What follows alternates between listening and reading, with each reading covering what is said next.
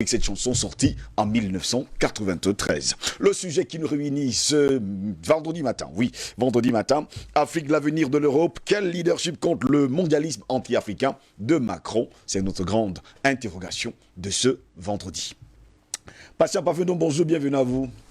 Bonjour Steve Geslengos, bonjour à nos nombreux téléspectateurs à travers le globe terrestre qui sont de plus en plus nombreux à suivre les différentes émissions de DBS et c'est une très bonne chose. Bonjour aux panélistes que vous allez nous présenter tout à l'heure, à nos valeureux techniciens.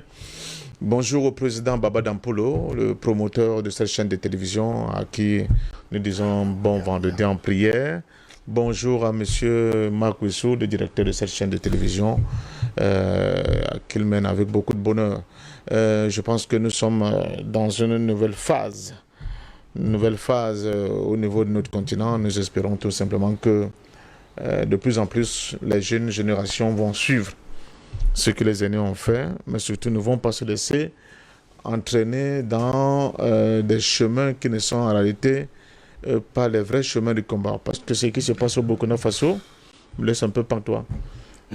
J'ai des doutes de plus en plus affirmés sur ce qui se passe au Burkina Faso avec ce nouveau général, lieutenant-colonel qui a pris le pouvoir.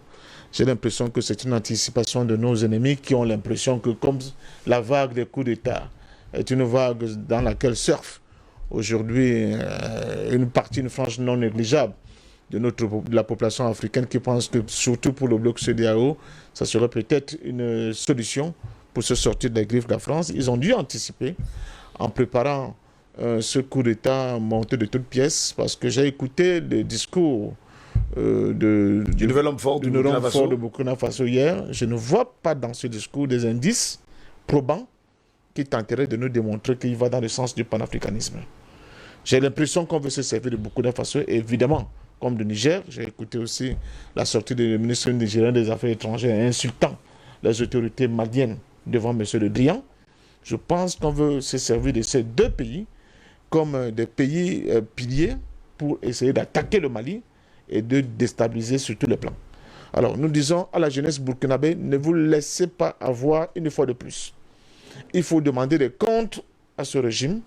Il faut que ce régime-là, qui a pris le pouvoir, ce régime militaire, de manière claire et nette, nous dise exactement où est-ce qu'il veut emmener le Burkina Faso. Ne laissez pas que le Burkina Faso soit une base arrière pour la déstabilisation du Mali. Donc, dès maintenant, commencez à lui poser la question de savoir où est-ce qu'il veut vous amener. Parce que j'ai bien peur. Il faut qu'il soit clair et précis dès l'entrée de jeu. Parce que la situation au Burkina Faso et dans toute la sous-région est devenue tellement, j'allais dire, délicate qu'on ne peut pas accepter que les choses se passent autrement. Donc c'est très très important. Il nous parle d'une union sacrée pour enfin vaincre le djihadisme, mais on sait très bien que si on reconduit les mêmes acteurs, les résultats seront toujours les mêmes, M. Ngos. C'est-à-dire qu'on ne va rien faire. On ne peut pas combattre le djihadisme avec la France. On ne peut pas combattre le djihadisme avec cet attelage des armées occidentales qui viennent faire le beau temps ici chez nous sur notre continent, alors qu'ils ont été incapables de le faire ailleurs. Chapeau au gouvernement de transition malien qui a été très strict par rapport au Danemark et qui a obligé enfin le Danemark à retirer sa centaine de soldats, soi-disant de forces spéciales qui étaient au niveau de Mali. Donc félicitations à Choguel Maïga, le Premier ministre et son gouvernement qui ont été intransigeants sur cette question.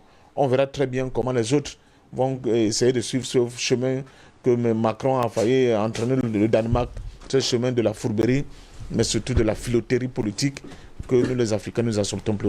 Merci pour cette invitation. Il faut d'ailleurs préciser que des informations nous viennent justement du Burkina Faso pour nous faire comprendre que ce gouvernement, et pour ne pas dire, eh bien, cette junte au pouvoir n'a rien de panafricaniste et que ce sont des personnes qui pourraient justement trahir, on va le dire comme ça, les Burkinabés. On regarde encore cela avec beaucoup de pincettes. On espère justement avoir des informations dans les jours à venir parlant justement du discours de M. Bandaogo. Jusqu'à preuve de contraire, rien n'exfiltre justement de ce qu'on peut dire s'il est panafricaniste ou pas, alors s'il est nationaliste ou pas. Il appelle la communauté internationale, on sait très bien. Ce que c'est que la communauté internationale. Cette communauté internationale autoproclamée avec laquelle il chemine depuis très longtemps, dont on ne voit pas les dividendes, n'est-ce pas? Merci à vous, patient parfait d'homme, d'être là ce matin. Docteur Tuanka, bonjour, bienvenue à vous. Merci Ngos, je salue les companélistes, M. 3A. Comme ça que j'entends ce nom. Je salue mon ami parfait patient d'homme, celui par qui j'ai connu DBS, oui. C'est le témoignage de l'histoire.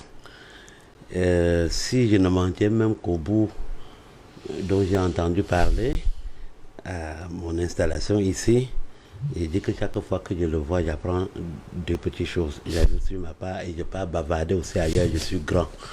Voilà, je m'enrichis. Vous êtes déjà grand.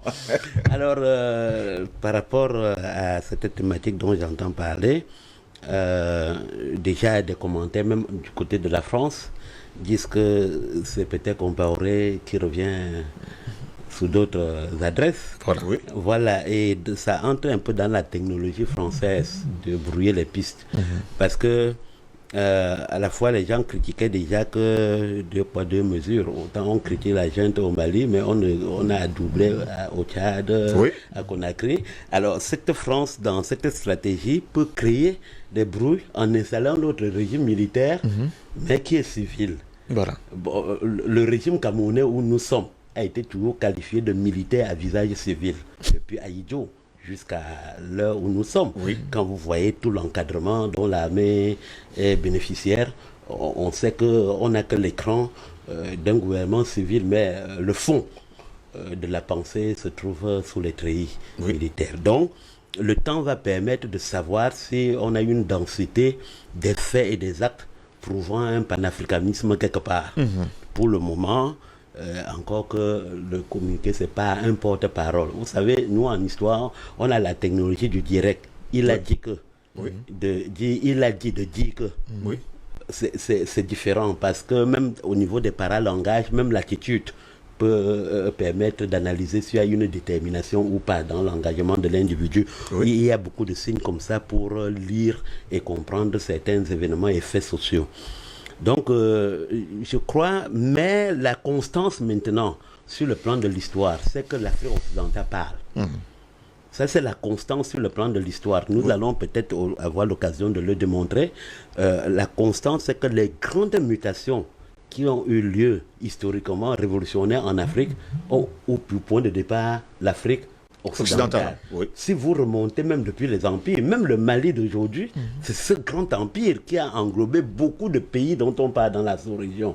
Et donc, qui ont installé un venin du dynamisme local. Si on étudie le Mali du 19e siècle seulement, des Omar Tal, 16e, 17e, 18e siècle, la construction du Grand Mali, le fait que c'est à partir de Kankan Moussa qu'on commence à parler des ambassades en Afrique, dans l'embryon des relations internationales. On peut donc comprendre tout ce que le Mali a représenté. Et moi, j'ai tenté d'écrire un ouvrage, quand je dis tenter, c'est que je suis un peu en panne aujourd'hui, mais qui a pour titre provisoire 8 présidents français et l'Afrique. Les 8, c'est donc de Gaulle à Macron. Pour étudier ce qu'on appelle en histoire la permanence et la longue durée. C'est-à-dire sur la longue durée, quelle est la thématique qui tient ce gouvernement depuis De Gaulle jusqu'à Macron, malgré les nuances étant l'arrivée de Mitterrand, premier président socialiste, le passage éclair de François Hollande comme ça, mais il y a un nœud et un lien qui peut permettre d'expliquer un certain nombre de choses. Mais la constance, c'est que l'Afrique de l'Ouest a fait bouger les lignes et va faire encore bouger les lignes dans la dynamique. C'est quand la France expérimente un cas qu'on déverse sur l'Afrique centrale. Si on voit que, selon les analyses, que la junte militaire actuelle au pouvoir au Burkina Faso, une face cachée d'une dictature française, ils peuvent maintenant l'expérimenter en Afrique centrale. Et l'exemple le mieux que je peux vous citer, c'est que c'est au Burkina Faso qu'on a fait l'expérience de la constitution électorale sans majorité, c'est-à-dire sans dire qu'il faut tel nombre de pourcentages pour gagner. Pas de majorité. Voilà, et c'est là où Contre Khomeini dit au Cameroun, lorsque l'opposition veut boycotter les élections, il dit, je veux dire si ce jour-là, seul le couple présidentiel part aux élections, il y a élection. Seul le couple présidentiel, on dit comme ça, élection présidentielle. Oui, donc l'opposition réussit à mobiliser tous les Camerounais de ne pas aller aux urnes. Paul Biya seul sort avec femme et enfants. Élection. Rien dans la Constitution ne permet d'invalider ça. Donc il n'y a pas de plancher. Il n'y a pas de plancher. Conclusion, on a donc reversé ça sur l'Afrique centrale avec les résultats que nous connaissons aujourd'hui et qui sont donc fabriqués dans les laboratoires avant le jour des élections. Donc c'est un peu cette constante-là qu'on va voir et que peut-être avec le débat, on essaiera de... On espère justement approfondir la question dans un instant. Merci à vous, docteur Tuanka, d'être là ce matin. Albert Anatolaïsi, bonjour, bienvenue à vous. Bonjour à vous, Steve Longos. Je salue le doyen, Dr Francap, que je vois à travers le petit écran dans le cadre de ces grandes analyses historiques. On parle des grands personnages africains qui ont fait l'histoire de l'Afrique et les autres personnages hideux qui ont fait l'histoire des autres et qui sont adulés par les autres, qui ont été des criminels, qui ont été des esclavagistes, mais qui sont présentés là-bas comme étant les modèles. Et que chez nous, nous n'avons pas de modèle. Donc je le salue spécialement ce matin. Je salue le doyen, l'autre aîné, le patient d'homme. Vous avez mon bonjour, merci pour l'invitation. Je salue toute la chaîne de production de cette tribune matinale qui est désormais un culte d'Ibia ce matin. Je salue le Cameroun de mon pays où il se passe des choses quelquefois curieuses et paradoxales. J'y reviendrai tout à l'heure. Je salue le continent africain, principalement la jeunesse burkinabé, la jeunesse malienne, le peuple nigérien qui observe ce qui se passe de ce côté-là, parce qu'il se passe également d'autres choses de ce côté-là. Je salue le monde. Un salut particulier ce matin, je ne suis pas coutumier de ce genre de salutations. Je salue M. Jean-Yves Le Drian ce matin, n'est-ce pas, il estime que la junte, ce sont ses propos, hein, c'est pas les miens, la junte malienne est illégitime et prend des décisions irresponsables. Alors, M. Le Drian, qui, on sait, c'était raciste assumé, nous avons des éléments là-dessus, et très responsable. La mafia, la corruption qu'il entretient sur le continent africain, c'était un acte très responsable. Mais je pense qu'aujourd'hui, le projet macronien de la Macronie, c'est d'isoler le Mali. Ça ne passera pas. Ils ne vont pas isoler le Mali. Je vous ai dit tout à l'heure, j'ai l'habitude de vous dire que pour la prédation internationale, le Mali, c'est un très mauvais élève pour les autres pays. Là, je parle sur le contenu d'une histoire qui est sur le plateau. En son temps, Modibo Keïta était un très mauvais exemple qui devait contaminer les autres. Qu'est-ce qui s'est passé? Il s'est passé que tout le monde sait. Donc, j'ai eu à vous dire, s'agissant du Burkina Faso, que compte tenu de la trajectoire militaire de ces gens-là, j'ai mis encore des doutes. Qu'ils soient des patriotes, qu'ils soient des nationalistes, et qui défendent les intérêts du Burkina Faso et des Burkinabés. Si je longose mon coup de gueule ce matin, eh bien, faut-il, dans le contexte camerounais, attendre qu'il y ait des drames pour agir? Oui, peut-être qu'il va falloir que des meubles s'écroulent, soit du côté Yaoundé, Bafoussam, Douala, Bertoua, pour que les autorités camerounaises agissent. Et qui, enfin, on impose, justement, parce que nous avons des urbanistes dont l'expertise n'est jamais sollicitée dans la construction des ouvrages.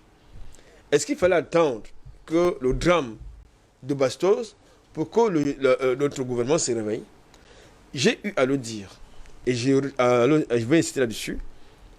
Nous avons une réglementation en matière d'urbanisme au Cameroun qui exige que lorsque vous construisez un immeuble qui doit abriter plus d'une dizaine de personnes, il doit avoir des issues de secours. Et que ces constructions doivent respecter les normes d'urbanisme. Malheureusement, chez nous, avec la tolérance administrative qui profite aux administrateurs civils, qui entretiennent la corruption, eh bien, on laisse faire, n'est-ce pas? On laisse faire. Et même ici, chez vous, il doit y avoir des issues de secours, M. Steve Longo, parce que vous avez une entreprise qui emploie plusieurs milliers de personnes. Donc, en cas de pépin, ça va être très, très compliqué. Donc, maintenant, pour ce qui concerne les boîtes de nuit, les snacks, tout ce que ça comporte, aucune norme de sécurité n'est respectée. Or, il s'agit des endroits très sensibles. Je dis bien très sensible où s'agglutinent des milliers de personnes. Alors, je pense que ce qui s'est passé à Yaoundé est avant tout de la responsabilité du gouvernement qui a failli une fois de plus sur ce coup-là. Merci, messieurs, d'être là ce matin. Afrique, l'avenir de l'Europe. Quel leadership contre le mondialisme anti-africain de Macron? C'est notre grande interrogation de ce vendredi. Mesdames, messieurs, bienvenue à toutes et à tous. Voici le débat. Nous faisons un clin d'œil ce matin à B-Fashion, la marque de l'Afrique. Afrique, l'avenir de l'Europe. Quel leadership contre le mondialisme anti-africain de Macron? L'avenir de la France et de l'Europe se joue en Afrique, selon Macron. Emmanuel Macron a tenu un discours pour inaugurer la présidence tournante de l'Union européenne que la France exerce jusqu'au 30 juin prochain. Le Jupitérien, le chef d'État français, a notamment annoncé vouloir actualiser la charte des droits fondamentaux pour y renforcer la protection de l'environnement et le droit à l'avortement. Dans son discours devant le Parlement européen à Strasbourg, pour inaugurer la présidence tournante de l'Union européenne, que la France exerce jusqu'au 30 juin prochain, Emmanuel Macron s'est posé en défenseur des valeurs démocratiques européennes. Lors de ce discours d'une trentaine de minutes, qui précède une séance de questions-réponses, face aux parlementaires européens, le président français a présenté sa vision, bâtir une puissance éducative, démocratique et culturelle. Ce sont ses propos. Nous serons au rendez-vous du combat pour la démocratie libérale, pour défendre nos processus électoraux des tentatives d'ingérence étrangère, pour continuer de faire progresser la souveraineté des peuples, a lancé Emmanuel Macron lors de ce discours. En vantant l'Union européenne par rapport aux États autoritaires. Face aux eurodéputés, il a également assuré pouvoir et surtout vouloir soutenir le droit d'initiative législative du Parlement européen actuellement aux mains de la Commission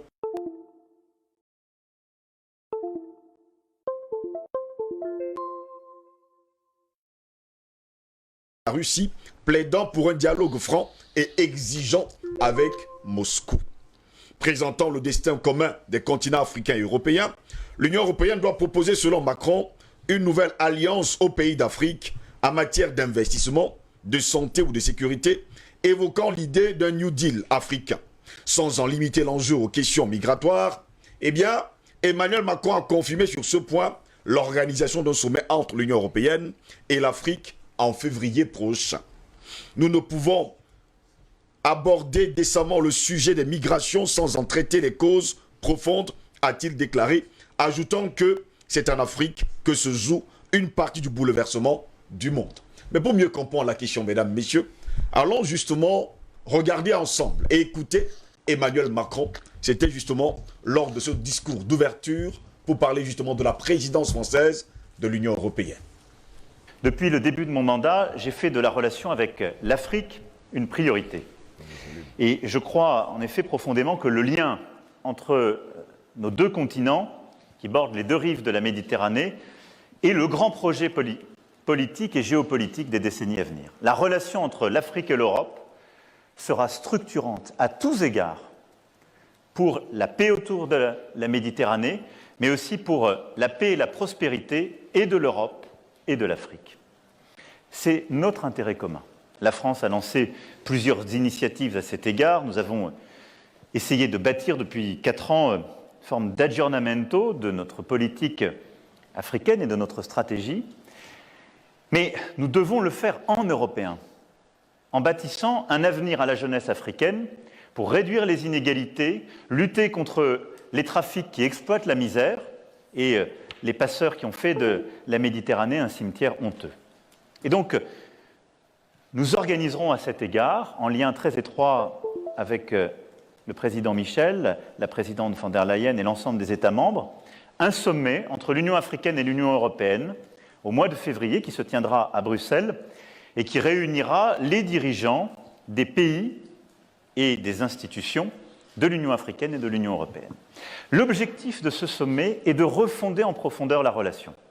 Parce qu'elle s'est elle-même, il faut bien le dire, à travers ses instruments bureaucratisée et un peu fatiguée. Elle doit s'appuyer sur plusieurs axes que nous avons préparés ces derniers mois. D'abord, refonder un New Deal économique et financier avec l'Afrique. C'est ce que entre 2020 et 2025 il y a 300 milliards d'euros de besoins de financement pour les économies africaines, car elles ont les conséquences économiques et financières de la Covid-19 à gérer et une véritable explosion démographique à embrasser. Et donc, à cet égard, l'Europe doit, dans les instances internationales, porter une stratégie commune avec l'Afrique pour permettre cette solidarité et elle-même réactualiser ses mécanismes d'investissement solidaire à l'égard du continent africain. Ensuite, c'est de déployer un agenda en matière d'éducation, de santé et de climat à la hauteur des enjeux de l'Afrique. Sur ces 3 grands axes, le continent africain a des défis qui sont encore plus importants que les nôtres. Sur l'éducation, nous avons relancé, en lien avec le président Macky Sall, il y a maintenant près de 4 ans, un partenariat commun dans le cadre justement du partenariat mondial pour l'éducation. Nous allons le poursuivre, l'européaniser, avec un vrai projet de développer plus avant l'éducation des jeunes filles, partout en Afrique. Mais également la formation des enseignants, comme le développement des structures d'éducation. Sur la santé, l'Europe a été pionnière en proposant au G20 le mécanisme dit ACTA et en ayant cette solidarité à travers COVAX, mais aussi le transfert de technologies et la production vers l'Afrique. C'est ce que nous allons développer sous présidence justement française, en ayant un véritable agenda sanitaire qui consiste à déployer beaucoup plus vite et beaucoup plus fort des structures de production de vaccins et de production justement de systèmes de santé primaire. Et puis sur le climat, nous devons accompagner dans sa transition énergétique et climatique le continent africain. Nous ne pouvons pas laisser les États africains sans solution. Leurs défis sont encore plus importants que les nôtres. Nous avons commencé à structurer cet agenda commun à travers des grandes initiatives lancées en début d'année, comme la Grande Muraille Verte, qui permet de répondre à la fois aux défis de la biodiversité et du climat en Afrique, mais là aussi, à travers des financements d'infrastructures et de solutions énergétiques, nous allons structurer une initiative forte dans le cadre de ce sommet. Troisième grand axe de cette coopération, c'est la sécurité.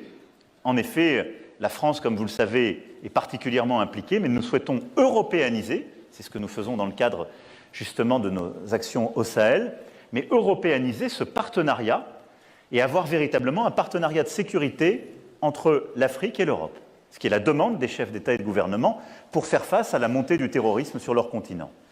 Et puis quatrième point, d'avoir un agenda sur les mobilités choisies, la lutte contre les passeurs, la lutte contre justement ce système de misère qui s'est mis en place et exploite les situations les plus difficiles, et permettre aussi d'organiser les migrations choisies, qu'elles soient scientifiques, culturelles, académiques, au sein du continent africain et entre l'Afrique et l'Europe. Voilà les grands axes qui structureront ce sommet de refondation du 17 et 18 février prochain. C'est un véritable contrat de paix et de prospérité que nous souhaitons mettre en place pour bâtir des investissements dans les économies africaines et justement construire cet avenir commun. Cet agenda, nous l'avons construit avec les Africains, au travers de réunions successives que j'ai pu tenir ici à Paris, que le président Charles Michel aussi a multiplié encore ces derniers jours, qu'avec les ministres, nous avons construites au mois de mai, autour justement de ce sommet de Paris, lors du Forum de Paris pour la paix, et que nous poursuivrons dans les prochaines semaines. Patient Parfait, dont vous avez suivi là Emmanuel Macron, je vous parlais justement de la prise de la présidence du Conseil de l'Union européenne. Il parle justement des projets pour l'Afrique. Apparemment, Emmanuel Macron aime tellement l'Afrique qu'il a des projets pour cette Afrique, il a des projets pour les Africains. Et d'ailleurs, il faut préciser que si on suivait tout le discours, il a déclaré haut et fort que l'avenir de l'Europe et de la France se joue sur le continent africain. Je l'avais déjà dit sur votre plateau, Ngos. Moi, je pense que nous sommes là.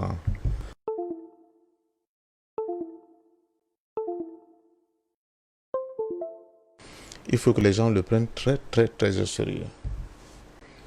La France, précisément, et un peu l'Europe, mais surtout la France, joue son avenir sur notre continent. Si la France venait à perdre un certain nombre d'acquis, à la fois politiques, économiques et culturels sur notre continent, cela causerait de sérieux problèmes au niveau de ce que vous appelez l'hexagone. De sérieux problèmes sur le plan économique, justement avoir ce niveau de vie et de développement. Donc c'est de ça qu'il s'agit. Donc on viendra se pète sur la bête C'est exactement ce que M. Macron est en train de nous dire. Mais ce qui est grave encore dans le discours de M. Macron, et c'est ça qui me fait un peu rire, c'est de donner l'impression que tout ce vaste projet a été concocté de commun accord avec les Africains. Vous l'avez écouté, oui. Nous avons discuté avec... mais de quel Africain s'agit M. Macron? De qui? Vous avez consulté qui? Donc, le français a ceci de particulier quand on va dire au mot le contraire de ce qu'on pense. Et c'est ça qui est dangereux dans l'attitude de M. Macron. Parce que, au-delà de la filouterie, il se présente comme un vrai flibustier prêt à aller à l'abordage pour détruire, pour piller, mais surtout pour que mentalement, il continue de coloniser la mentalité des Africains. Parce que c'est là où tout se joue. S'ils parviennent à vous convaincre de par leur discours et tout ce qu'ils disent qu'ils sont dans le vrai, alors vous êtes complètement perdu. Alors moi je dis à M. Macron, vous ne pouvez pas sauver l'Afrique sans le consentement des Africains. C'est pas possible. L'Afrique n'a pas sauvé c'est vrai, nous sommes venus vous débarrasser de la peste brune. Mais l'Afrique n'a pas conçu l'Europe sans votre propre consentement. Vous avez vos valeurs. Vous avez vos orientations politiques et économiques. L'Afrique n'est pas venue vous imposer quoi que ce soit. Mais vous nous imposez vos orientations. Sur le plan économique, vous nous parlez de la Banque mondiale et du Fonds monétaire international, dont on ne voit pas très bien à quoi il sert au niveau de notre continent. Sur le plan culturel, vous me parlez de l'éducation. De quelle éducation vous me parlez? De quelle éducation parle M. Macron? L'éducation qui est conçue à Paris, avec les programmes qui sont conçus à Paris, avec les manuels scolaires qui sont conçus à Paris, de quoi on parle?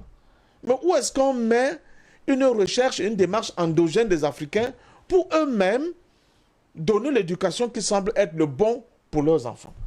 L'Afrique n'a pas de lien avec cette Europe-là. Avec cette Europe-là, l'Afrique n'a aucun lien. Les seuls liens pour eux qui puissent exister entre eux et nous ne peuvent être que des liens d'assujettissement. Point. Or, de ce cadre-là, ils ne voient pas l'Afrique autrement. Sinon, on aurait vu des évolutions. Comment M. Macron peut expliquer aux jeunes Africains aujourd'hui que jusqu'aujourd'hui, nous sommes en plein 21e siècle, 14 pays africains plus de Comores continuent d'utiliser une monnaie nadi? Comment? Comment M. Macron peut nous expliquer que malgré tous les programmes, tous les dons, les prêts bilatéraux et multilatéraux, l'Afrique continue de croupir dans une misère indescriptible? On n'a pas des infrastructures. Zéro pointé pratiquement. On n'a pas de routes, on n'a pas d'hôpitaux, on n'a pas de chemins de fer de qualité. On n'a presque rien. Même l'accès à l'eau potable est devenu hypothétique dans un continent qui est complètement irrigué par des fleuves en eau pour en finir. Qui peut l'expliquer à quelqu'un? Mais au même moment, la France est devenue bizarrement le quatrième... la quatrième réserve d'or au monde. La quatrième réserve d'or au monde. Comment vous l'expliquer? Alors, nous on l'explique par des faits. Nous on l'explique par des attitudes. On l'explique par le contentement, mais on l'explique par cette volonté de Paris de continuer à payer, de piller l'Afrique. Jusqu'aux temps immémoriaux, le Mali produisait seulement 2 tonnes d'or. 2 tonnes d'or. Vous connaissez le célèbre Mali, l'historien est là, de Mansa Moussa, allant à la Mecque avec un cortège, une caravane remplie d'or. Ce qui a rendu complètement fou les Arabes quand il arrivait à la Mecque. Le Mali ne produisait que 2 tonnes d'or. Une société sud-africaine va débarquer au Mali. Et cette société-là va très rapidement passer à une production d'or qui est passée, je pense, à 20 tonnes. Et puis à 68 tonnes, presque 70 tonnes. Et menacée, avant que cette douteuse rébellion djihadiste n'arrive, de passer à 200 tonnes d'or au Mali. Qui peut donc nous expliquer que depuis là, la France est incapable d'aider le Mali à passer à une telle production en or? Et on sait pertinemment que si le Mali peut produire 200 tonnes d'or, elle peut battre sa propre monnaie. Elle aura ce sur quoi, sur le plan, j'allais dire matériel, s'adosser pour valider cette monnaie-là. Mais on refuse. On refuse catégoriquement. On crée une armée djihadiste sortie de nulle part, qui sème la zizanie, le chaos, qui ne permet pas une situation apaisée au niveau du pays pour permettre justement que les éléments, les substrats, j'allais dire les éléments qui fondent un quelconque développement puissent se mettre en place. Non. On vous dit, ah non, l'urgence, il est sécuritaire. L'urgence, il est sécuritaire. Un, vous n'avez pas des armées, parce que avec cette monnaie, on vous a empêché de vous doter des armées compétentes. Oui. Deux, vous n'avez pas comment dire ça, des armes capables de vous aider à régler le problème. Trois, vous n'avez pas la technologie militaire pour pouvoir sécuriser votre espace à tous les niveaux terrestres, aériens, tout ce que cela voilà. D'infériorité. Ouais, comme il était pas plus grand de taille que moi, vous pouvez très bien comprendre. Et comme De Gaulle était là-bas, en plus c'était un blanc, j'ai l'impression qu'il y a quelque chose qui tournait pas rond dans sa tête. Mais Modibo Keïta, c'était les yeux dans les yeux quand il parlait à De Gaulle. Donc il faut que la France sache que ce sont les héritiers de Modibo Keïta qui sont au pouvoir au Mali. Toutes les tentatives de déstabiliser le Mali ne passeront pas. Nous disons au peuple malien, mais surtout au peuple du Niger, à la jeunesse du Niger et du Burkina Faso, de ne pas accepter qu'on se serve de leur territoire comme base arrière pour tenter de déstabiliser le Mali. Pourquoi on revient sur la question malienne? Parce que la question malienne vient introduire une rupture, un schisme qui invalide le discours de M. Macron, qui est simple, qui dit non. Nous sommes majeurs. Nous sommes capables de prendre notre propre destinée en main. Et pour cela, nous n'aurons plus besoin d'un quelconque tuteur. En réalité, c'est le discours de Ruben Nobel à la tribune de l'ONU dans les années 50. Ça dit que nous sommes devenus majeurs. On n'a plus besoin d'un tuteur pour nous dire ce que nous devons faire. Nous savons dorénavant ce que nous devons faire. Et De Gaulle et tous ses supplétifs locaux à Paris ont tout fait pour couper toutes ces têtes-là qui pensaient, couper toutes ces têtes-là qui nous projetaient dans un autre avenir, un avenir construit par nous-mêmes, avec notre propre volonté, mais avec notre propre vision. Macron, avec ce discours, reprend en réalité ce truc éculé de De Gaulle pour dire l'Afrique ne peut pas penser par elle-même, c'est nous qui devons penser à sa place. C'est ça, c'est aussi simple que ça. L'Afrique ne peut rien faire par elle-même, c'est nous qui devons tout faire à sa place. Qui leur a donné justement ce qui tue mais c'est pour cela que je vous ai parlé de racisme. C'est du racisme primaire, M. Ngoz. C'est du racisme primaire. Quelqu'un qui peut penser que tu as chez toi avec ton épouse et tes enfants, mais que arrêtez pour gérer ton foyer, c'est lui qui doit te donner les recommandations. C'est exactement de ça qu'il s'agit. Mais surtout là, c'est encore plus perfide, parce que ces recommandations vont dans le sens de l'enrichir, de continuer à entretenir cette position de dominant vis-à-vis de ton foyer. C'est de ça qu'il s'agit. Et ça, je vous dis, ça semble, comment dire ça, fin, mais c'est d'une dangerosité incroyable. Il remet tout en cause. Il remet la volonté des Africains à vouloir s'affranchir de cette situation glauque. J'appelle ça souvent la cage de fer dans laquelle nous sommes enfermés.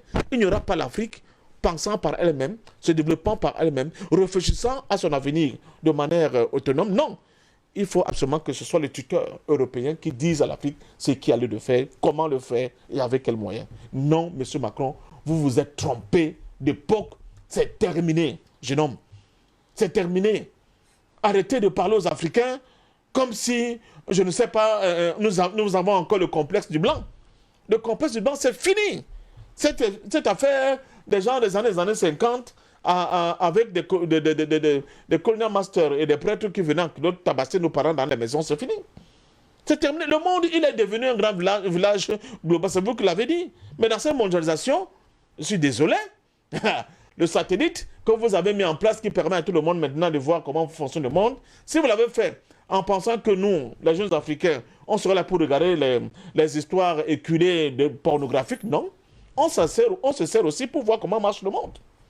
On se sert aussi pour divulguer notre pensée au monde. Et c'est ce que nous faisons au quotidien sur vos plateaux. Mais plus grave, en nous imposant votre langue, le français, vous avez cru que c'est la phase suprême de votre domination. Mais on utilise cette propre langue pour dire à votre peuple, pour dire au peuple du monde, dans votre propre langue, souvent dans un français plus ou moins bien châtié, les méfaits que vous commettez sur notre continent. Et c'est ça qui fait plus mal, c'est ça la technique du judo. Hein? Oui. Toujours utiliser la force de ton adversaire pour Le renverser. le battre. Non, c'est ça. Donc, je pense sincèrement que M. Macron est complètement dépassé. M. Macron, votre discours est devenu sans objet sur notre continent. Il est devenu sans objet sur notre continent. L'Afrique a décidé de penser par elle-même, par choisir son propre chemin, par aller là où bon lui semblera, pour le bonheur de ses enfants. L'Afrique n'a plus besoin de tuteurs. Les De Gaulle, tous ces penseurs qui continuent. Mais même Victor Hugo, quand vous disiez ce que Victor Hugo disait des Noirs, ça vous donne comment on dit ça, de la chair de poule. Donc, ces idiots-là, comme c'est le cas de M. Macron, parce qu'en réalité, c'est de ça qu'il s'agit, ils doivent comprendre que l'Afrique a changé. L'Afrique a changé, d'autant plus que le monde a changé. C'est une lecture du monde, du nouveau monde que l'Europe est incapable de faire aujourd'hui. Le monde lui-même a changé. Le monde n'est plus le même, M. Ngos. C'est en Afrique qu'on avait encore ce voile-là qui nous empêchait de voir que le monde est en train de changer. Et il va à une vitesse éclair. Les changements qui s'opèrent au niveau du monde. Surtout, les changements qui concernent les questions de souveraineté. Je vous ai donné une anecdote dernièrement. L'Australie décide d'humilier le numéro 1 mondial du tennis. M. Djokovic. Novak Djokovic. Ah, la Serbie n'a pas tardé. Ils avaient un projet d'exploitation de lithium par la société australienne Rio Tinto. En Serbie, il y avait déjà, c'est vrai, des manifestations de population qui ne voulaient pas que cette affaire-là se passe. Ou bien se passe ça, je ne sais pas, c'est vous qui parlez français, je m'en fous. Mais alors là, sitôt, ils ont expulsé Djokovic d'Australie et il a été accueilli en héros chez lui en Serbie. Première décision du gouvernement serbe, c'était d'annuler Le contrat. ce projet. Oui. Est-ce que vous comprenez? Donc, les peuples ne sont plus... Mais si la Serbie peut avoir une pareille attitude vis-à-vis de l'Australie, c'est tout le continent africain qui va se mettre à genoux devant Macron et l'Europe. Mais il y a un problème. Ces gens sont devenus fous complètement. Il faut les aider à aller rapidement dans les cabanons, si c'est ça qu'il faut, ou bien dans les centres psychiatriques pour qu'ils soient soignés. Mais la même psychiatrie qu'on va leur reposer, ça va être la résistance africaine. Donc, à la jeunesse africaine, c'est votre combat.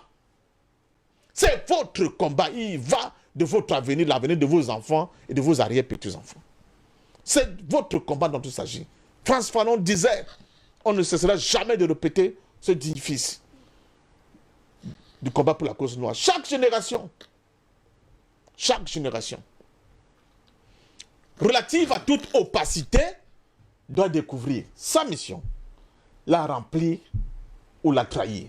Les Modibo Keïta ont découvert leur mission. Les Oumyobé ont découvert leur mission. Les Kwame Nkrumah ont découvert. Les Neto, les Samora Machel, ils ont décidé de remplir leur part de mission.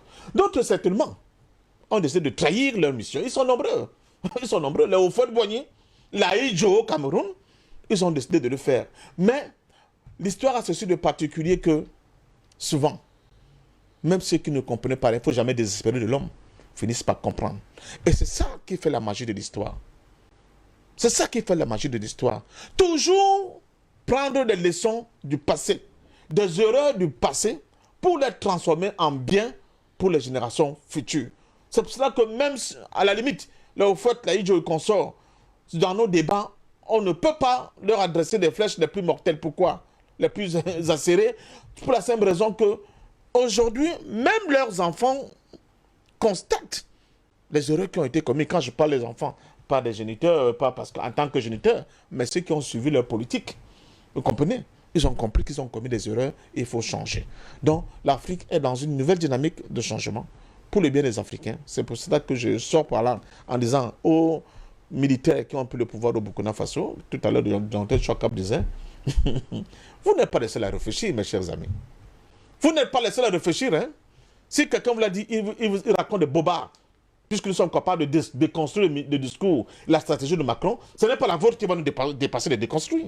Si vous êtes là, je continue de le dire, et dès lundi, en atelier, on avait commencé à dire aux gens, faites attention, à partir du moment où on a vu qu'ils peuvent libérer Diendéré, ils risquent d'arrêter le procès Sankara. Ce sont des indices clairs qui prouve que ces gens-là, ce sont des gens qui sont au service d'une stratégie qui n'a rien à voir ni avec la sauvegarde du Burkina Faso, ni avec la reconquête de la souveraineté du Burkina, ni avec un renouveau panafricain. Donc si vous êtes la nouvelle expérimentation des coups d'État perfides, des coups d'État réactionnaires au service de Paris pour essayer de tromper la vigilance des Africains, vous avez tapé à côté. Très rapidement, la jeunesse burkinabé va découvrir en réalité qui vous êtes et le combat contre vous sera d'une violence que vous n'avez jamais imaginée. Moi, je me fais le serment chaque jour que je serai sur le plateau de vous demander de vite dire qui vous êtes. Si vous ne le dites pas vite, vous trouverez en moi et en ceux qui me ressemblent de véritables pourfendeurs de votre tentative perfide de détruire une fois de plus notre continent alors que nous sommes sur une voie royale. Nous sommes justement sur une voie royale et on espère tout simplement que les Africains, les jeunes Africains nous suivent tous les matins, comprennent réellement, parce que le discours de Macron, il fallait qu'on vous le fasse suivre pour que vous compreniez les plans machiavéliques qui sont justement ourdis contre le continent. Docteur Chouankap, qu'est-ce qui se trame derrière ce discours d'Emmanuel Macron qui appelle l'Europe au secours? Lorsque nous examinons historiquement un ensemble de discours français vis-à-vis de l'Afrique, oui, on peut faire escale au discours de De Gaulle du 18 juin 1940. 18 juin 1940. Oui, ce discours, au moins, est celui qui fait croire que la France et l'Europe sont redevables de l'Afrique. Ce discours est justifié par la sortie précoce de la France de la Deuxième Guerre mondiale avec la décision de Maréchal Pétain. Et donc, De Gaulle va faire dissidence. Je n'entre pas dans le détail. Nous prenons ça à la première Merci lecture. pour les explications déjà. Voilà, donc De Gaulle fait dissidence et se retrouve en Grande-Bretagne. La Grande-Bretagne était devenue le lieu de refuge de presque tous les gouvernements européens qui refusaient le nazisme allemand. Et ce qui justifiera donc en partie même la guerre de Hitler sur la Grande-Bretagne dans ce qu'on a appelé la bataille d'Angleterre. Oui. Voilà, il s'agissait d'aller attaquer ces gouvernements même dans leur refuge. De Gaulle va donc s'y retrouver, être accueilli pour la simple raison que l'Occident en bloc, y compris les États-Unis, trouve que ce n'est pas la France, géographiquement, stratégiquement, qu'on peut réattaquer le nazisme. Conclusion, Londres donc reçoit l'ordre de Washington de donner la parole à De Gaulle, qui va donc se prononcer à la BBC ce 18 juin 1940. Dans ce discours, il dit que la France peut rester dans la guerre. Si hier des forces mécaniques ont pu la subjuguer, demain la France peut.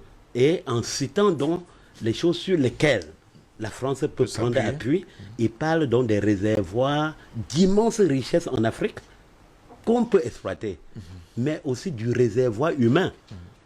Parfum d'Homme et les autres avaient organisé toute une conférence ici pour célébrer les 80 Parler du 27 juillet. Non, les 27 août. Voilà, 27 août 1940, oui. qui est donc l'application réelle sur le terrain du discours du 18 juin 1940.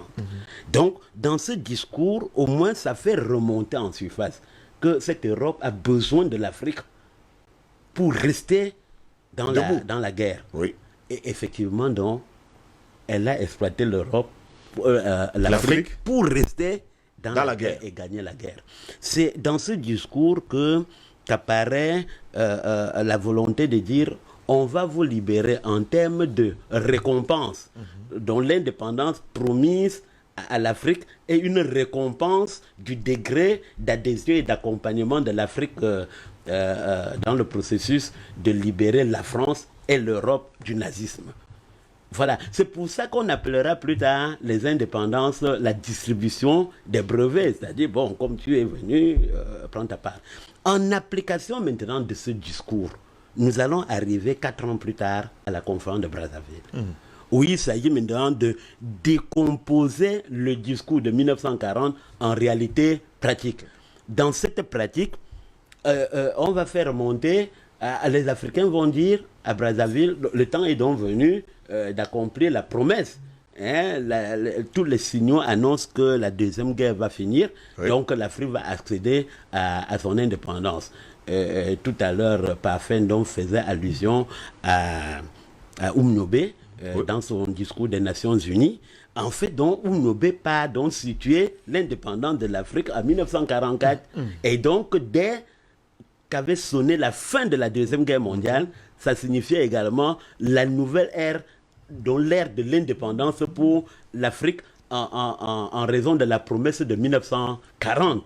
Mais dans le discours inaugural de la conférence de Brazzaville, De Gaulle dit « Nous entendons donc ici à l'autre des peuples qui demandent l'indépendance. » Non, dans la France coloniale, dans l'Empire français, il a utilisé même le mot « empire », il n'y a pas de peuple à libérer, il y a des peuples à élargir, mais qui ne connaîtront d'autres indépendants que dans le bloc français de l'Empire. Le bloc français de l'Empire, c'est ce que nous vivons maintenant. On est dans le bloc français de l'Empire. Vous pouvez courir là comme dans un stade, mais il y a des limites qu'il ne faut pas traverser. Et donc, la France-Afrique a pour mission profonde de contrôler ces limites et les mouvements dans le bloc français de l'Empire. J'ai une série de publications à la maison dont le titre global c'est « La politique africaine de la France ». Mais pour chaque pays et par spécificité, ça a sa politique. La politique française au Cameroun, la politique française au Niger. Mais maintenant, lorsqu'il y a des liens, on les globalise. G5 du Sahel, Afrique occidentale française, le franc CFA. Donc ce sont des démembrements d'une même philosophie qui a son socle. Et ce socle dont part du discours du 18 juillet 1940. Comment confisquer cette Afrique et la contrôler avec tout? Lorsque vous écoutez le discours de Macron, il y a beaucoup de foyers d'études de ce discours. Le foyer de la cuvette méditerranéenne. Nous savons depuis les temps immémoriaux que la Méditerranée était le centre de gravité du monde. N'est-ce pas? Oui. C'est la particularité de la Méditerranée, c'est que ça fait frontière commune avec l'Europe en Méditerranée, dans toutes les zones de Balkans et l'Afrique du Nord. On voit tout le stockage esclavagiste qui partait des profondeurs de l'Afrique, allait à Tripoli. C'est à ce moment que les villes comme Tripoli, Benghazi, tout ça, ça va naître. On voit également comment les puissances européennes de l'autre côté ont construit des barrières douanières. L'Italie contrôle la Tripoli. Vous voyez, c'est l'axe. La Grande-Bretagne va aller du Caire au Cap pour contrôler toute la masse de richesse qui monte. On voit se mettre en place le canal de Suez, le percement du canal de Suez qui donne naissance au concept de Proche-Orient, Moyen-Orient et Extrême-Orient.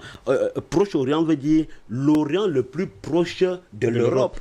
L'Europe est le centre du monde. Quand vous entendez ces concepts dire européaniser les relations Afrique, c'est les concepts fondateurs. Donc, et sur ce plan, il n'a rien inventé. Macron est un jeune, vous l'appelez jeune, il est jeune au propre et au figuré. C'est-à-dire qu'au propre, il est jeune. Il a 40 quelque chose d'années, ça ne représente rien par rapport à la masse.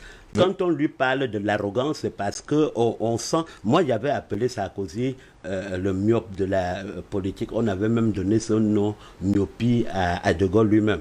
Mais Macron est à l'aveuglement total. Et si on aggrave ça, on va dire qu'il est un aveugle dans la nuit noire. C'est double et ça devient très compliqué. C'est-à-dire qu'il ne comprend pas que les mutations du monde ne lui permettent plus de tenir un certain nombre de discours. Tout à l'heure, Parfait disait que même si on a fait les technologies nouvelles contre nous, de toutes les façons, le peu que nous utilisons nous permet aujourd'hui de ne plus voir le monde de la même manière. Or, il faut remonter à Kwame Nkrumah, et si vous parlez encore de l'Afrique occidentale, pour dire que les révolutions que Kwame Nkrumah vient impliquer au Ghana, est lié au fait qu'il a fait ses études en Grande-Bretagne et aux États-Unis, les deux foyers où ont émergé les pensées novatrices et qui maintenant impliqués sur le cas de l'Afrique faisaient ombrage et opposition à la démarche française. Et avec ça maintenant, il va impliquer l'indépendance du Ghana. Vous voyez, Ghana, pendant qu'il transforme le nom de Ghana, Côte de l'or, qui est défini donc par la matière première exploitée là-bas, au mot Ghana, on reste Côte d'Ivoire.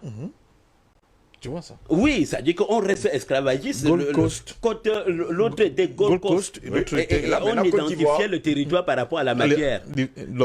Oui, et pas par rapport à l'histoire et à la vue de l'homme. Bon, vous voyez comment, je ne prends que le nom, on peut faire le nomastique de tous les noms africains comme ça pour voir déjà sous les noms comment se cache la colonisation. Alors, nous disions donc l'autre reste Côte d'Ivoire. C'est-à-dire que c'est encore identifié aujourd'hui par rapport à la matière qu'on exploite là-bas. On les appelle les éléphants. Oui, Côte d'Ivoire, oui, d'où le nom les éléphants. Ouais. Donc on reste ça, vous comprenez. Maintenant, pendant donc que Nkrumah expérimente ça et proclame l'indépendance du Ghana le 6 mars 1957, De Gaulle, mu par le discours de 1940, est revenu au pouvoir en 1958. Ça, c'est encore toute une grosse histoire à raconter, de la démission de 1946 au retour au pouvoir 12 ans plus tard, pour remettre la machine de la France-Afrique en marche. Là, maintenant, c'est avec férocité. D'où le discours qu'il va prononcer en Guinée de Sékou Touré. Et nous avons tenté plusieurs fois de faire le descriptif de ce discours d'un De Gaulle géant, parce que la taille de De Gaulle a beaucoup influencé sur sa diplomatie vis-à-vis des Africains. La taille de De Gaulle mesurait 2,10 mètres. 2,10 mètres. Donc quand il faut le voir dans la photo avec Aïdjo. Donc Aïdjo est à la fois nain physique, c'est vrai, il est nain, mais aussi nain en intelligence. Et c'est bon, les trucs comme ça qu'on utilise.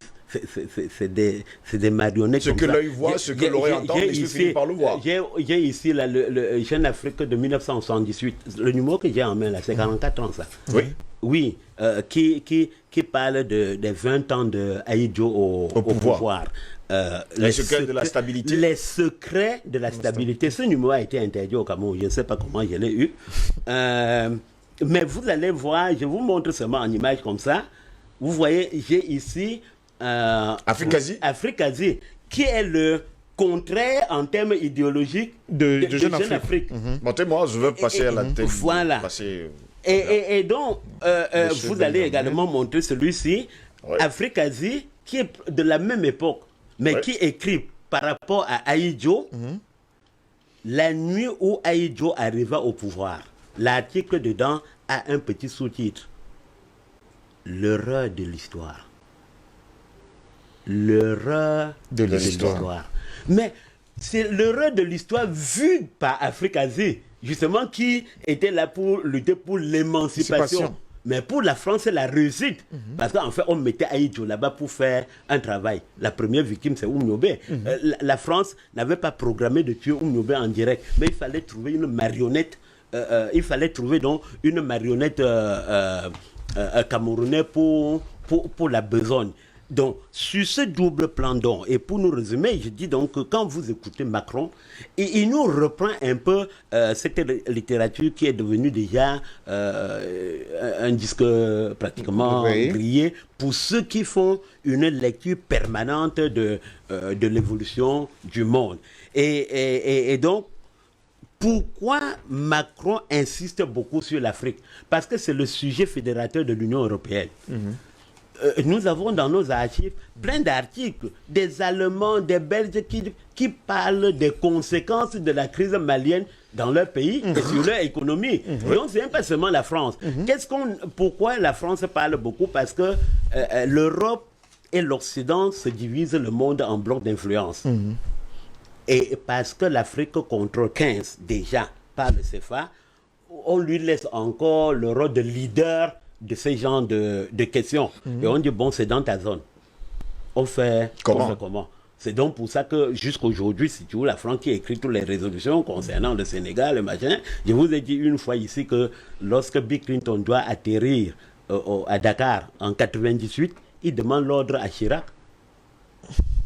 Pas aux autorités du Sénégal, parce qu'il sait que le Sénégal est une colonie de la France. Donc, c'est de Dakar qu'il l'utilise. Il écrit au président Chirac pour dire, est-ce que tu me permets de... Pendant qu'il est dans l'avion. Oui, d'atterrir à Dakar et d'aller sur l'île de Gorée prononcer le discours. Mais on a interprété ce voyage de Bill Clinton en 98 faisant allusion au discours de 1944 à Brazzaville, où un plénipotentiaire français déclarait que si la France ne fait pas attention, elle quittera l'Afrique sur la pointe des pieds.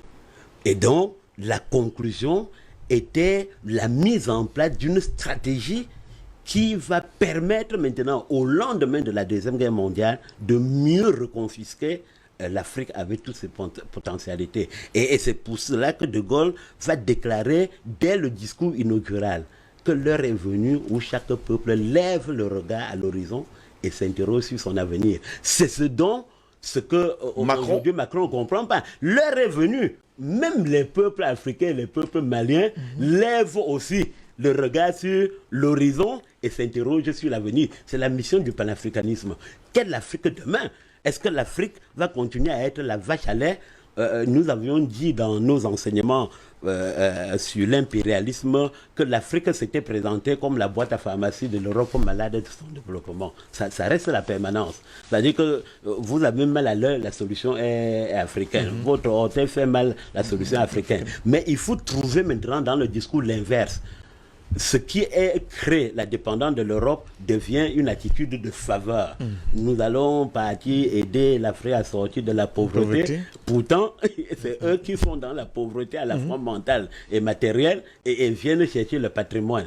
Mais on vient vous le dire. Et d'où toute la contribution, je crois que c'est même par là qu'elle va sortir, d'où toute la contribution donc, qui amène Edem Kodjo, qui fut secrétaire général de l'OUA. Oui.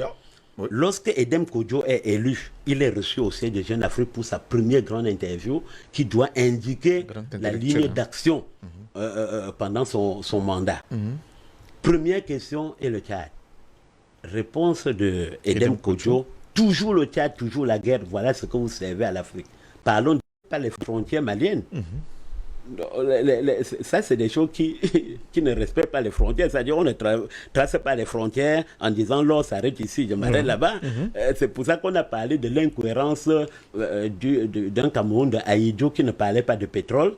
Et tous les pays voisins veulent transformer en actes réels leur discours, parce que comme on dit tout, il y a un décalage entre parfois les discours et leur mise en œuvre. Si donc maintenant il veut donner un contenu réel à ce discours, c'est que le discours colonial va changer de direction et épouser maintenant les voies tracées et demain l'Afrique, qui dit l'Afrique, selon les études de Edem Kodjo à l'époque, disait que l'ensemble du pétrole connu veut dire quoi? Au 19e siècle déjà, on dit connu et espéré. Ça veut dire qu'il y a ce qu'on connaît, mais il y a ce qu'on ne connaît pas et qui sont... Jusqu'aujourd'hui, on parle encore de licence d'exploitation, non? On vient de découvrir encore. Prenez seulement le cas Cameroun. On a trouvé l'or à Ezeka, dans une région dont on ne pensait pas. Et à fleur. Alors, quand on va étendre ça, tout est démontré, même scientifiquement, que le Cameroun une réserve énorme de richesse. Le Cameroun. Le petit discours qu'on tient et qu'on dit que le président Biya a prononcé le discours du 6 novembre, rigueur dans la gestion de nos ressources.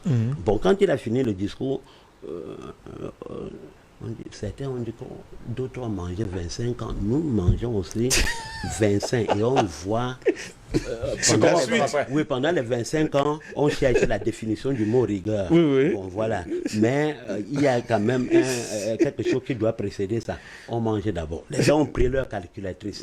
1982 plus 25. C'est tombé en 2007. Donc ça dépassait même l'an 2000. On a vu le temps infini. On a mangé. Mais l'an 2000 est arrivé, il y avait encore à manger. Et l'an 2020, il y a encore à manger. Et ça s'est traduit dans les images qu'on a vues à la télé. On dit que les gens ont bu les boissons de 4 millions au stade, ou combien de millions. Bon, tout ça, c'est pour dire quoi? Pour dire qu'il y a une revision totale des mentalités. Oui. Nous sommes dans la canne, n'est-ce pas? Je prends une image qui est facile pour moi, pour faire comprendre ça. Abbé Bengué fut un journaliste excellent. Mais de micro, il a parlé. Mais par moments, il y avait incohérence dans son discours. On entend parler Ebongué. Bon, de la radio, on sait que le Cameroun va marquer. Ebongué. Belle intervention de Thomas Nkono. Ça fait mauvais quand on est Camerounais et qu'on comprend ça, parce qu'on voit Ebongué en train de marquer parce que c'était avant-centre. Oui, parce qu'il est avant-centre. Il est avant-centre. Donc on voit l'ennemi en danger. Mais on voit immédiatement belle intervention de Thomas Nkono. Et c'est là où on dit, mais Thomas Nkono et Ebongué jouent dans le même camp, non? Donc Ebongué marque, c'est lui. Bon voilà, il avait ce genre d'histoire. Lorsque la télé arrive, Abbé Bengué va à la disqualifié. Et a les mêmes attitudes du micro. Et donc a continué comme ça. Et d'abord, il dit Ebongué est né et c'est Ndjonguem qui contrôle. Ça fait déjà une différence. Ndjonguem ne peut pas immédiatement devenir Ebongué et vice-versa. Et ensuite, maintenant, là, on voit... il s'est disqualifié seul. J'ai eu cette expérience au stade de sport de Douala. Il a donc quitté le stade seul. Je prends cette image pour dire que l'Afrique aujourd'hui, quelles que soient les données, nouvelle indépendance de l'Afrique est une conquête permanente. Le Parfum d'Homme le dit et le répète à qui veut l'entendre. Il a dit tout à l'heure qu'il fera le serment.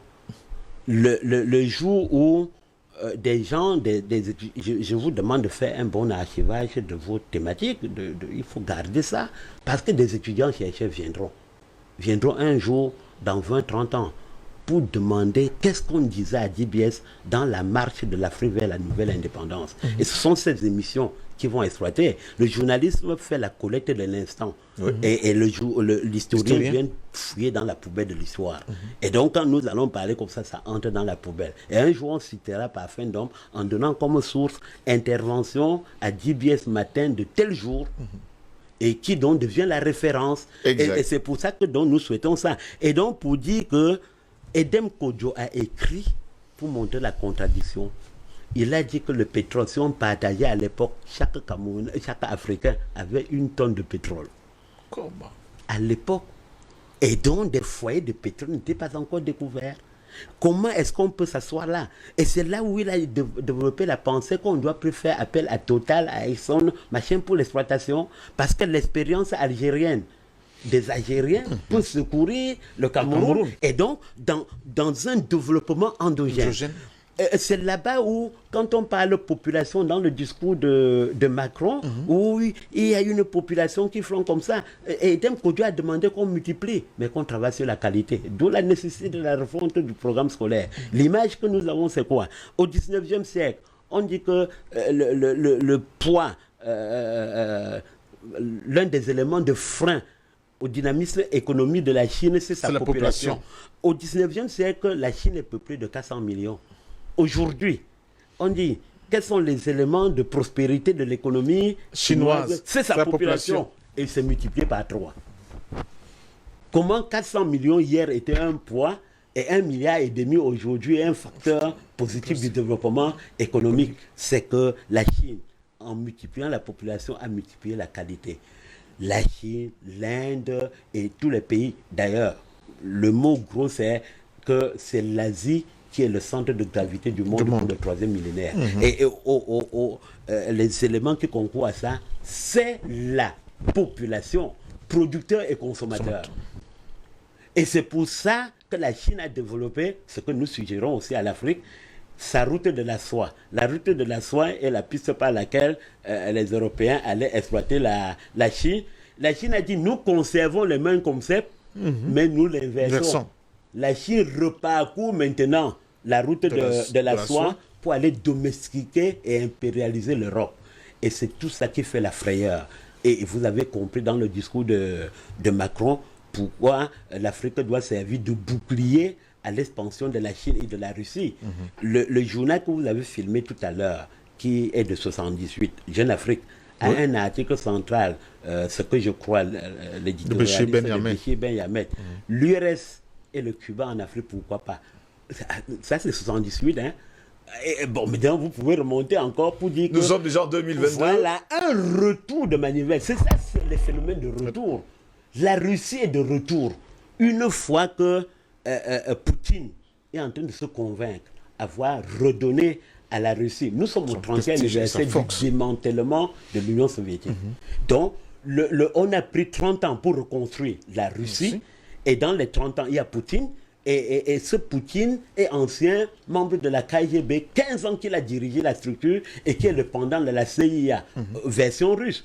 Il a reconstitué ça. Il a donné à son armée la puissance de feu. C'est pour ça que la situation de l'Ukraine inquiète. Et donc, il a donné à ça. Et maintenant, il faut réinvestir sur le continent qui a été perdu. C'est l'Afrique. Cameroun, les secrets de la stabilité. Merci. Voilà. Là, on a vécu là, Albert Anatoly ici, un bon coup d'histoire. Le docteur Tchouanka va plus de 30 minutes pour nous raconter tout ça. Mais c'était vraiment... C'est très intéressant d'ailleurs de l'écouter. On va y revenir dans un instant, mais le temps pour lui de lui dire que dans 45 minutes, l'émission est terminée. Parce que tout ça... Il a tout terminé. Albert Anatoly, ici, vous avez suivi comme tout le monde le discours d'Emmanuel Macron. Jusqu'à preuve de contraire, là-dedans, il déclare, il a fait la demande aux chefs d'État et de gouvernement africains. Il demande, en fait. Et que l'agenda, il a construit avec les Africains. Mais je pose la vraie question aujourd'hui, a-t-il demandé aux Africains? Parce que nous, ici, il ne nous a absolument rien demandé. Oui, écoutez, j'ai envie de corriger pour dire qu'il a travaillé avec ces Africains. C'est mieux comme ça. Nous sommes Qui définit les noms dans la dialectique, n'est-ce pas, du lion et des liens. Est-ce que je suis Macron? Le bon sens intellectuel et l'honnêteté politique voudrait que lorsque vous vous engagez dans une dynamique, que vous fassiez d'abord le point des actes posés auparavant. Et il me semble que le sommet qui est annoncé à Bruxelles en février prochain est à sa 6e édition. Je pense que Macron aurait dû d'abord nous faire le point de l'édition qui s'est tenue en 2017 à Abidjan et qui avait pour thème majeur l'esclavagisme du côté de la Libye. Il s'agit là d'une problématique qui s'est imposée parce qu'il y a une télévision américaine qui avait justement montré les images des marchés aux esclaves de ce côté-là. Et il y a un certain nombre de résolutions qui avaient été prises dans ce sens, à la fois avec l'Union européenne et l'Union africaine. Ouais. Je pense que vous et moi, tous les jours, ou bien très souvent sur ce plateau, nous continuons de décrier les traitements inhumains dont sont victimes les Africains du côté de la Libye. Ce qui suppose donc que les lignes n'ont pas bougé, eu égard aux résolutions qui ont été prises en 2017 à Abidjan. Le deuxième point que je voudrais mettre sur la table, c'est le choix du lieu de la tenue de ce sommet. Bruxelles. Oui, Bruxelles. C'est la capitale de l'Europe. Non, Bruxelles, ça dit la Belgique. Oui. Là également, je parle sur le contrôle d'un historien. C'est la capitale de l'Europe, la Commission européenne. Que je parle sur le contrôle d'un historien qui a un contentieux. Bruxelles, la Belgique qui a un contentieux historique avec le peuple africain, notamment dans sa politique du côté là des Congo. Donc, ce choix, dans sa symbolique, pose déjà en lui-même un problème. Ça rejoint donc ce que nous avons l'habitude de décrire sur ce plateau ou d'annoncer, à savoir la recolonisation de l'Afrique. Dans les dynamiques, n'est-ce pas, d'esclavagisation, de mondialisation. Quand je dis cela, je me dis, dans le discours de Macron, qu'est-ce que j'y retiens? Je retiens deux choses, fondamentalement. La première, il s'inscrit dans une dynamique de tutorat. Oui. C'est-à-dire que lui, c'est lui qui fixe le cap. Le président d'un pays qui a qui vit une dépression à la fois politique, économique, morale, tout ce que cela comporte. Bref, un pays qui est en panne. Mais lui, il fixe dans le cap, c'est-à-dire qu'il lui décide en lieu et place des Africains, du peuple africain. C'est-à-dire, le temps de parole de la France est révolu. Terminé. Non, c'est révolu. C'est révolu, terminé, c'est la même chose. C'est-à-dire, le temps de parole de la France, c'est terminé. Il faut passer aux actes, aux actions. Je veux dire que les Africains doivent passer aux actions. Parce qu'on les a écoutés, on les a observés. Et qu'est-ce qu'on a observé sur le continent africain? Assassinat politique, coup d'État, n'est-ce pas? Corruption, ingérence, hein? Pillage de nos ressources, de nos sols, de nos matières premières, n'est-ce pas? Destruction de notre environnement, destructuration de notre société, néocolonisation. C'est ça le bilan de la France-Afrique. Et nous sommes en pleine recolonisation, Albert Alatola, ici. C'est de ça dont je parle, justement. C'est-à-dire que lorsque je me réfère aux éléments historiques, c'est pour vous dire que le projet porte sur la recolonisation de l'Afrique. C'est de ça qu'il s'agit. Le choix de Bruxelles, c'est-à-dire la Belgique, un territoire belge n'est pas anodin. Tout à l'heure, j'ai dit que nous avons un contentieux, le continent africain, le peuple noir, le peuple congolais, a un contentieux qui n'a pas encore été vidé vis-à-vis, n'est-ce pas, de la Belgique. Donc, le choix de la Belgique, ce n'est pas anodin. Vous allez peut-être me dire que c'est parce que c'est le siège de l'Union européenne. Moi, j'ai une autre lecture. Et pourquoi c'est là-bas qu'on a conçu le siège de l'Union européenne? Deuxième élément d'analyse qu'il faut mettre sur le plateau, je l'ai dit hier, que lorsque vous avez un voisin avec lequel vous avez des palabres, c'est lui qui doit venir vers vous. Et non l'inverse. C'est comme ça. Ça, c'est la logique africaine. C'est-à-dire que si vous avez un voisin avec lequel vous avez des palabres, et que c'est lui, tout le temps, qui vous porte des coups, s'il a besoin de vous, c'est lui qui vient vers vous. Ouais. Et non, vous ne pouvez pas faire le chemin inverse parce que c'est vous qui n'en avez pas besoin. C'est lui qui doit faire le chemin inverse. Mais pourquoi est-ce que ce sont les Africains qui n'ont pas besoin de l'Europe, de la France et les autres qui font le chemin, qui feraient le chemin inverse parce qu'ils ne peuvent pas encore confirmer, qui devraient faire le chemin inverse, c'est-à-dire l'Europe qui a besoin des matières premières de l'Afrique, n'est-ce pas, pour son industrialisation, pour créer les emplois chez elle. Mais pourquoi est-ce que ce sont les peuples africains qui doivent faire le chemin inverse pour aller là-bas? Dans le contexte de l'élection présidentielle, parce qu'il faut en parler, M. Macron voudrait justement amener ses compères à comprendre qu'ils maîtrisent encore le terrain. Qu'ils maîtrisent encore le terrain, qu'il a fait encore de l'influence sur le continent africain. Mais pendant qu'on y est, lorsqu'on parle des APE, des accords de partenariat économique, à qui ça profite? Puisque dans le modèle économique du continent, de la plupart des États africains, la balance commerciale est déficitaire. C'est-à-dire qu'on importe plus qu'on exporte. Donc, fondamentalement, c'est l'Union européenne et la France qui profitent justement des accords des APE. Et puis, c'est quoi, je veux dire, l'agenda de ce sommet? Selon les propos de M. Macron, ça va porter sur le fameux New Deal commercial et économique. En d'autres termes, il est question de permettre à l'Union européenne, à l'homme multinational, de continuer à avoir des contrats commerciaux exclusifs, n'est-ce pas, d'avoir des politiques économiques avantageuses sur le continent africain. Dans cette affaire-là, je ne vois pas ce que l'Afrique va y gagner. Je ne vois pas ce que l'Afrique va gagner. Donc je pense que il s'agit d'une foi pour rien qui n'intéresse pas les Africains que nous sommes. Je ne sais pas des vrais Africains. Vous m'avez demandé... Vous avez parlé des Kerbes. Mais pourquoi est-ce que... Écoutez, M. Ngos, le continent africain n'a pas le même... Je veux dire, les peuples africains n'ont pas le même agenda que l'oligarchie européenne. C'est le même agenda. Ils ont leur agenda qui est la recolonisation, la prédation, l'ingérence, les guerres, le terrorisme. Ça, c'est leur agenda. Nous avons notre agenda qui est principalement et exclusivement d'abord la question des souverainetés. Et cette question de souveraineté implique d'autres aspects.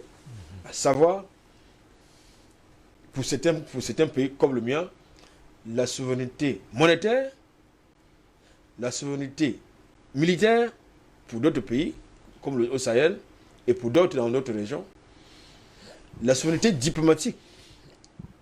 Parce que lorsque vous avez des individus qui souffrent de ce que vous puissiez prendre je veux dire des libertés en affirmant votre autonomie, comme Jean-Yves Le Drian et Florence Parly, qui vous refusent cette autonomie-là. Qu'est-ce que vous faites? Vous faites la guerre. Donc je pense qu'aujourd'hui, pour sortir, ce qui va se passer à Bruxelles dans quelques semaines, en fait, ça ne concerne que Macky Sall. Ça fait pas. Ça ne concerne que Paul les choix. Kagame également. Ça ne concerne que les choix de Macron. Hier, nous avons donné les noms de 3 ou 4 personnages qui ont constitué son groupe de travail qu'il a choisi. Macky Sall, Paul Kagame, Moussa Faki Mahamad et ce qui est directeur général de FMI. Vous voyez dans l'attelage. Ça veut dire que cette affaire, ça ne concerne pas. Est-ce que les Africains ont besoin, je veux dire, le peuple sénégalais a besoin de la construction des usines de fabrication de vaccins? Je ne pense pas que ce soit une priorité pour eux. Si vous engagez, si vous effectuez une enquête d'opinion du côté du Sénégal, vous allez constater que la construction d'une usine de fabrication de vaccins, ce n'est pas une priorité pour eux. Si vous allez du côté de la RD Congo, la construction d'une usine de fabrication de vaccins, ce n'est pas une priorité. Donc, très souvent, ils embarquent le peuple africain vers des choses qui ne sont pas importantes. Dans leur leader. Oui. C'est-à-dire qu'ils embarquent le peuple africain dans leur leader, dans leur vision du monde à eux, qui n'est pas la nôtre. Ils ont leurs problèmes et leurs réalités.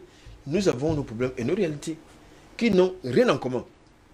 Là, je termine en disant que, contrairement à ce que j'ai entendu, entre l'Union européenne et les peuples africains, parce que je sors du contexte de l'Union africaine, parce que même les peuples africains ne reconnaissent pas l'Union africaine, ni certaines organisations sous-régionales, parce que ces choses-là, ça roule pour les intérêts qui sont étrangers aux intérêts des Africains. Donc, l'agenda et les intérêts de l'Union européenne ne sont ni l'agenda ni les intérêts des peuples africains, parce que les peuples africains ont un autre agenda qui est celui qui porte sur les questions de souveraineté que j'ai évoquées tout à l'heure. Qui porte sur les questions de souveraineté que j'ai évoquées tout à l'heure. Donc, de ce point de vue, il faut que ces gens-là, dont j'ai écouté d'un des personnages tout à l'heure, soient sérieux. Et je sais qu'ils ne sont pas sérieux. Et on vous comprend parfaitement, Albert Natola. Ici, permettez-moi de lire quelques messages de nos téléspectateurs ce matin.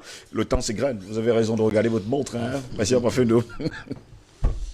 Bonjour Steve, bonjour à vos éminents panélistes. Steve, le mérite du mouvement antimondialiste, c'est de faire un contrepoids le plus lourd possible à une époque où la politique est devenue si stérile, où le pillage, le mensonge et non-respect de dignité humaine sont des problèmes ennuyeux et surtout techniques. Cette contestation qui s'opère actuellement en Afrique est bénéfique pour la vraie démocratie. Steve, il nous faut promouvoir le mouvement panafricain partout où la traite négrière est passée.